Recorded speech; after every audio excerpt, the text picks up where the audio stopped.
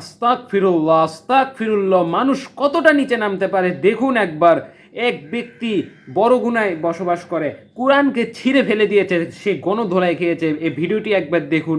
ভিডিওটি আমরা নিয়েছি উপকূল মিডিয়া থেকে। ভিডিওটি একবার দেখুন।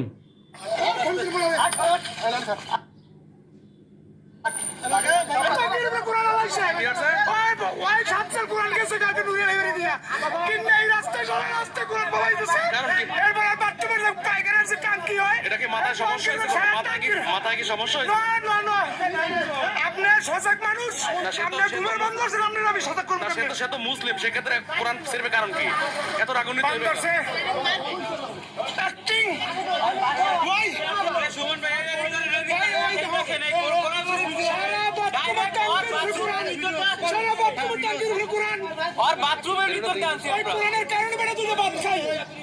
সারা বাথরুমের ট্যাঙ্কির উপরে কোরআন।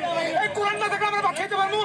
এই যে নামাজ পড়ি না পড়ি বৃষ্টি দেখে, বৃষ্টি কি কারণে? এই কোরআনটা মানুষের অন্তরের সাথে আছে। এই কোরআন বা রাসূলের ব্যাপারে যে একটা কথা বলবে, তার বিপক্ষে যদি একটা কথাও যায়, মুসলমানের অন্তর আর টিকে না, যুদ্ধ ঘোষণা করতে ইচ্ছে করে। দেখুন এখানে এরা মুসলমানদের যে বৈশিষ্ট্য তাদের একটু হলেও প্রতিফলিত হচ্ছে। অলরেডি বিএনপি অফিসের কোণা থেকে তার বাসা পর্যন্ত মানে ছোট ছোট টুকরা যা বিগত সময় দেখাইছে আপনারা, এবং ও স্যারের কাছে জমা দিছি। তো তারপর লোকজন নিয়ে বাড়ির ভিতরে আসছি, দেখি যে বাথরুমের ট্যাঙ্কির উপরে সব কোরআন শরীফের টুকরো, এবং ওই নর্দমার ভিতরেও পাইছেন আপনারা। তারপরে এই ছাদে যা দেখছেন, তারপর তারে এলাকার লোকজন মানে উপর দিয়ে নিচে নামাইছে। যখন নামাইছে তখন দেখে নাকি গাঁজা খায়।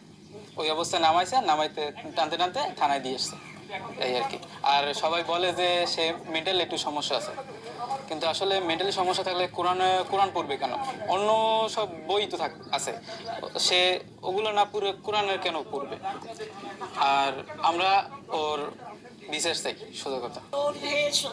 খেলাধুলা সব ফার্স্ট, কিন্তু এখন বর্তমানে সে লাস্ট হয়ে গেছে।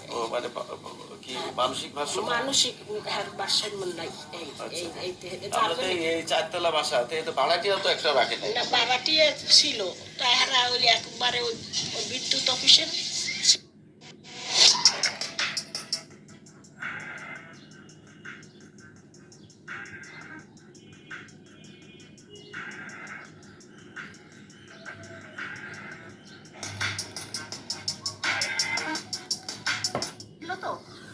একেবারে ওই বদলি করে দিয়েছে, এই জন্য ভাড়াটিয়া খালি হয়েছে। এমনি কি রিহাবে দিলে তো এইগুলো করে আমাদের জানার নাই কেন? আপনি আমি কয়বার থানায় গেছি, জানাইছি, এরা কিছু প্রতিকার করেন।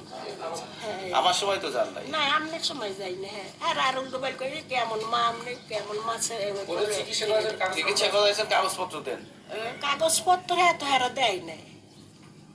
রিহাবে রাখছিলেন? রিহাবে কয়বার রাখছেন? 2 বার। কতদিন করে? যখন এখান থেকে ইন্টার পাস করে ঢাকা কলেজে ভর্তি হয়, ঢাকা কলেজে ভর্তি হওয়ার পর থেকে মূলত রাজনীতির সাথে জড়িত হয় খুব ভালোভাবে। তো একটু রাজনীতির সাথে জড়িত হওয়ার কিছুদিন পরে তো দীর্ঘদিন এখানে কয়েকটা মামলায় জড়িত হয়। মামলায় জড়িত হওয়ার পরে আচ্ছা, আমাদের মূল যে কথা সেটা আমরা শুনে নিয়েছি। তো এখান থেকে আমরা কি বুঝলাম দেখছেন?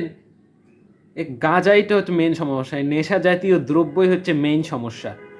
এই যেসব পণ্য খেলে নেশা হয় এইসব আগে বর্জন করতে হবে। মানুষ মাতাল হয়ে অনেক কিছুই করতে পারে ভাই, এটা মনে রাখতে